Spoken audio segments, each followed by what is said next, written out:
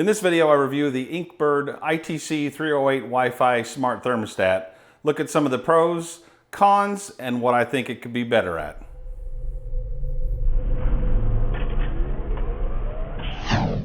How's it going? My name's Brian. I'd like to welcome you to another video. If this is your first time here and you'd like to see product reviews, learn more about electric brewing and all sorts of other homebrewing related stuff, consider subscribing, and if you do, don't forget to click that bell so you won't miss a video when it comes out. Now, the ITC 308 Wi-Fi came out a little while ago. I've done a pretty long-term review on it. Full disclosure, they did send it to me for review, so I didn't purchase it. They're not paying me for review or anything like that. They actually have been hounding me a little bit to get a review done. I wanted to dive into some of the details on it, but let's start kind of with the controller itself. I'm not going to go through all the specs. It's pretty much the same as the ITC 308 that we've known for a long time in the home brewing arena. And so all of the features and everything are pretty much the same with the exception of the Wi-Fi. I know that it is a 2.4 gigahertz connection, and I'm pretty sure it's A, B, G, and maybe N. I don't think it will connect to AC. Let's talk a little bit more about the Wi-Fi portion and the connected portion of it. They do have an app that you can download, and it's the Inkbird Smart Life app.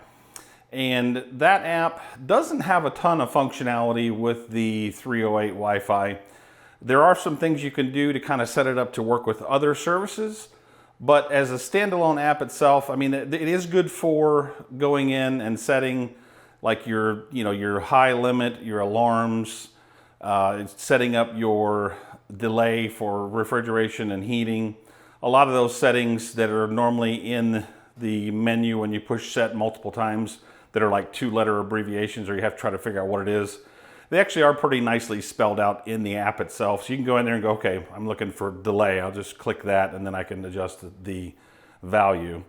The other feature that it does have is it does track your fermentation, or track the temperature. The only bad part about it is there's a couple of downsides to that. You can't track, or you can't export the data from that tracking. And it also does a daily tracking. So you can't look at it on a monthly basis or a weekly basis or 2 weeks or anything like that. So you can only look at it on like a daily basis, and you can scroll and adjust the parameters on the screen so you can kind of see what, how it's done its oscillations in the heating or cooling. Now, the other part of the app is where you can set up scenes and automation.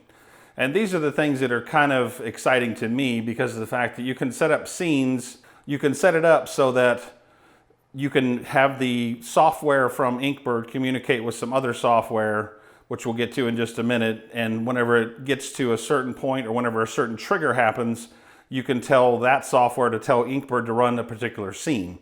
Now, the automation could have been so much better.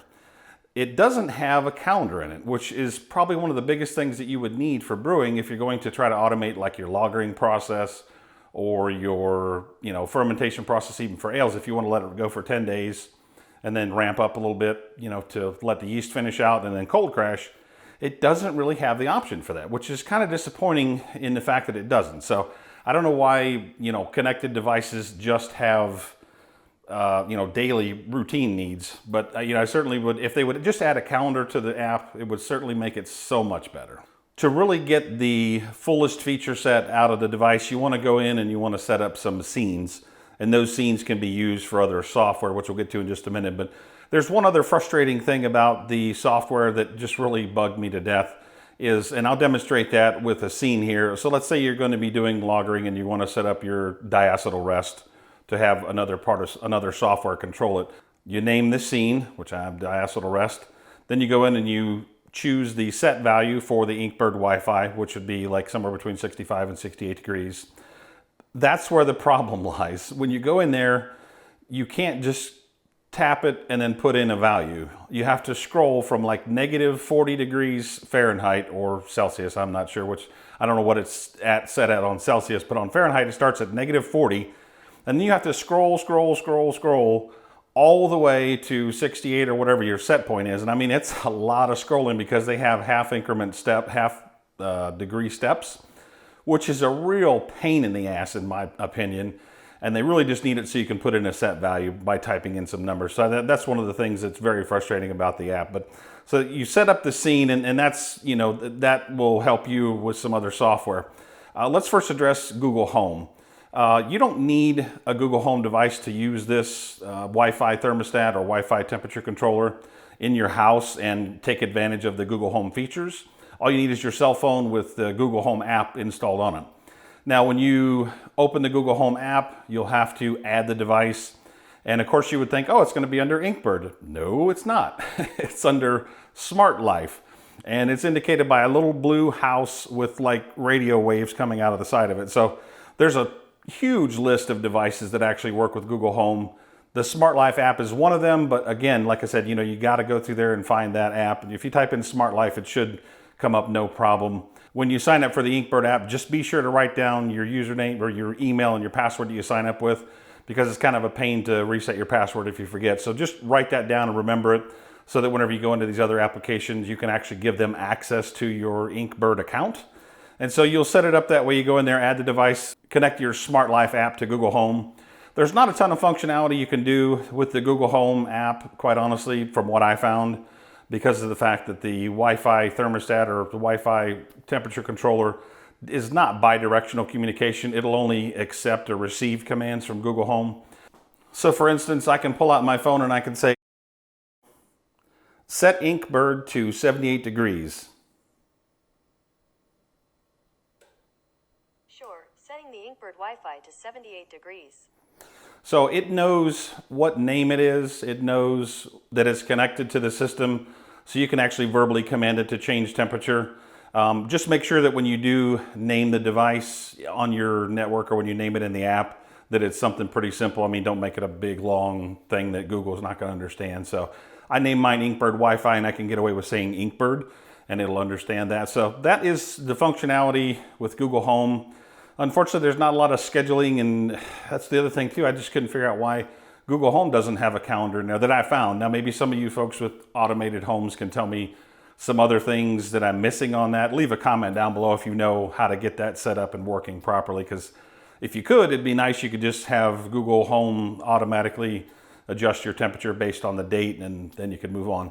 The other thing that is interesting is that in the app, it does have some ability for other devices. So I don't know if how the tilt connects, the tilt hydrometer. I'm not sure how that connects to your Wi-Fi. I know it does write to Google Sheets, which gives me an idea for another software that I'm going to talk about next.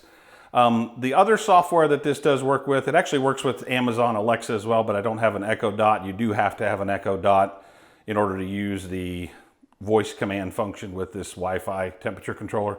So I couldn't really test any of the functionality with that. However, with if this then that, so it's IFTTT, so it's if this then that, is some software that's written out there online, and it's a cloud-based software, and basically you can tell just about any connected device that, you know, if this occurs, then do this.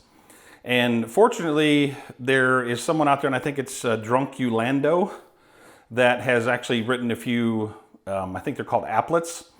When you go and you sign up for IFTTT, you have to sign up for an account, and there's also an app for your phone.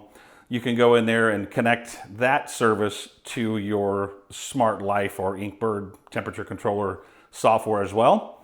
And then when you go in there, you connect them, use your password, name, and all that stuff. And then you can go in there, and when you search for the applets, you can type in Inkbird, and the two applets that this guy has created in there will show up like by themselves. One of them is a date-based, I believe, if I'm not mistaken, like looks at a calendar.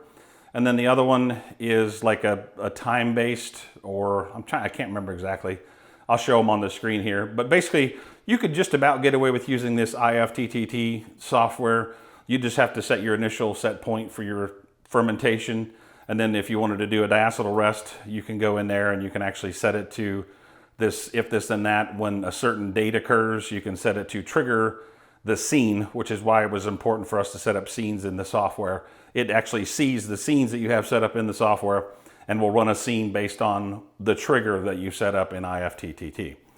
So it's not perfect, but it is a workaround where you can kind of get some automation out of this. I definitely do want to look at, I'm going to explore some more applets in the future. I did find that in trying to create my own applet, just kind of looking at it, it will look at Google Sheets and it will look at a specific cell. So some of you with the tilt hydrometer could probably tell me if, you know, if there's a particular place in the spreadsheet in Google Sheets that it gives the hydrometer reading or the value. If not, you could probably modify the sheet slightly to do that, but it will look at a value in a particular cell and that can trigger an event. So I'm thinking if you could have it where you say you're doing ale fermentation, you want a cold crash, you could actually have it look at the tilt hydrometer data, and when it reached your terminal gravity, whatever you think your terminal gravity is going to be, it could then drop the temperature down and do the cold crashing automatically. So I know I did not go into a lot of the details on the device. There's so many videos that Inkbird sent this thing out to every YouTuber on the planet, I think. But I wanted to dive a little bit more in this video into what some of the extended functionality was. I really haven't seen a whole lot of people covering that, so I wanted to kind of give you a little bit of a different take on it rather than just going over the specs of it. But I'll leave a link in the description for a couple other. David Heath's done a great one that shows all the specs and everything on it, so I'll leave a link to his video. You know, the other person that's done a little bit with the Google Home stuff is Andrew over at Stass Brewing. I'll leave a link to his video as well down in the description if you want to check those out for more details on that. But I hope you enjoyed the video, found it helpful. I will also have discount links from Inkbird in the description if you want to buy one of these and, you know, maybe try out this functionality yourself. I will certainly do that. I don't get any kind of a kickback from or anything, just a discount extended onto you. So I do appreciate you watching the video. Give it a thumbs up, share it out there if somebody else you think is interested in it. This has been Brian for Short Circuited Brewers. We'll see you on the next video.